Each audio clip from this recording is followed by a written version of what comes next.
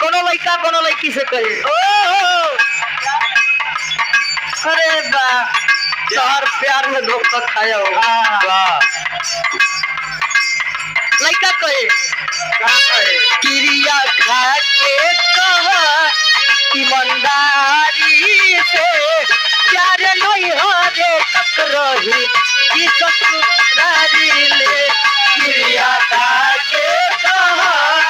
ईमानदारी से प्यार नहीं हो रे तक रही ससुरारी से क्रिया खा के कहा जियो ईमानदारी से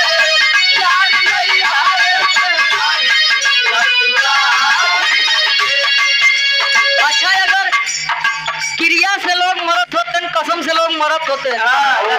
भारत देश के आधी आबादी कैसे साफ हो जाती है तोहार कसम तोहार कसम